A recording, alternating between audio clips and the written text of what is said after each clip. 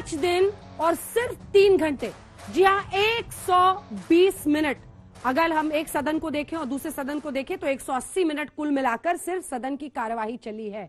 सवाल यह है कि एक तो देश की जनता का पैसा खर्च होता है, करोड़ों रुपए खर्च होते हैं सदन की कार्यवाही में, लेकिन जब वो ठप होती है तो फिर आखिर देश का एजेंडा कहां पर छूट जाता है। एक तरफ बीजेपी कह रही है राहुल गांधी ने विदेश में अपमान कर दिया है भारत का, राहुल गांधी हर हाल पर माफी मांगे। दूसरी तरफ विपक्ष अड़ा हुआ है कि अडानी मुद्दे पर जब सुप्रीम कोर्ट ने कमेटी बना दी है उसके बावजूद विपक्ष की मांग है कि जेपीसी बनाए सरकार।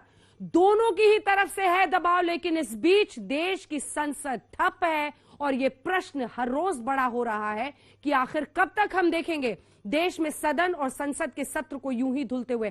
तालियों के साथ स्वागत कीजिए सुधांशु त्रिवेदी, राष्ट्रीय प्रवक्ता भारतीय जनता पार्टी के, रोहन गुप्ता जी कांग्रेस पार्टी के राष्ट्रीय प्रवक्ता हमारे साथ जुड़ गए। कुछ ही देर में प्रियंका चतुर्वेदी प्रवक्ता हमारे साथ, उद्धव ठाकरे गुट की शिवसेना की सांसद आएंगे, उनके साथ भी चर्चा आगे लिए चलेंगे, लेकिन उससे पहले आपको अपनी रिपोर्ट दिखा देते हैं। हाउस ऑर्डर में आना चाहिए। सदन की कार्रवाई सोमवार दिनांक 20 मार्च 2023 को 11 बजे तक के लिए स्थगित की जाती है। संसद में 5वें दिन भी सत्ता पक्ष और विपक्ष दोनों ओर से शोर गूंजा। सत्ता पक्ष ने राहुल से माफी की मांग की,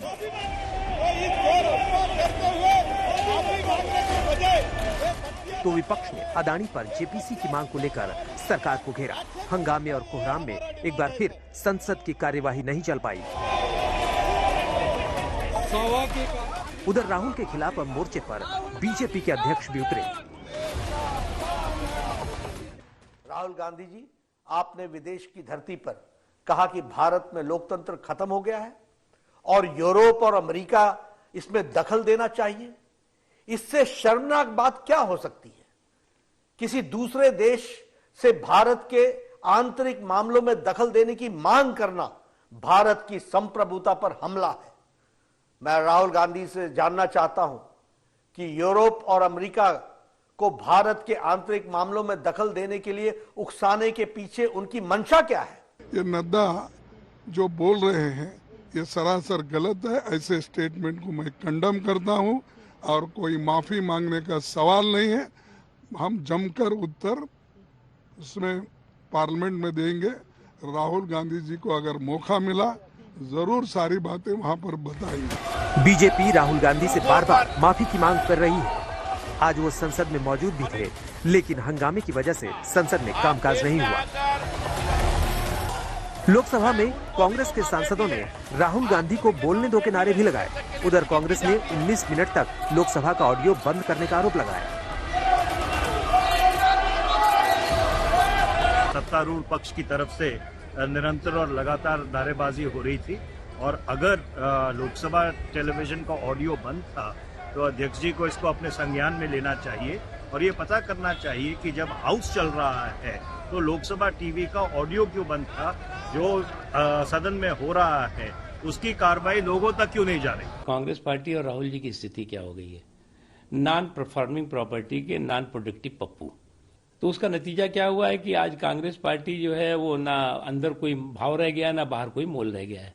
इसीलिए कहते हैं तोल मोल के बोल, नहीं तो तेरा हो जाएगा डिब्बा गोल। इनकी स्थिति ये हो गई है। संसद में आज सोनिया गांधी भी नजर आई और राहुल भी, लिहाजा विपक्ष ज्यादा जोश में दिखा। करीब 16 विपक्षी पार्टियों के सांसदों ने बापू की मूर्ति के पास जमकर सरकार के खिलाफ नारेबाजी की।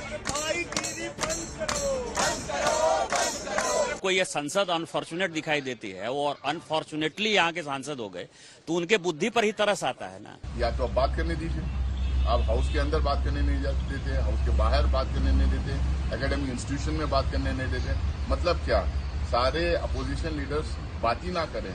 अगर ये चर्चा चाहिए तो प्रधानमंत्री। विपक्ष के पास अडानी का मुद्दा है तो बीजेपी के पास राहुल गांधी की माफी का। राहुल कह चुके हैं कि वो संसद में बोलना चाहते हैं, लेकिन बीजेपी कहती है माफी मांगो। स्वतंत्र भारत के इतिहास का सबसे गंभीर मामला है। इससे जनता को भारी आक्रोश है, जनप्रतिनिधियों में भी आक्रोश दिख रहा है। हर राष्ट्रभक्त सांसद इस समय अंदर से आहत है।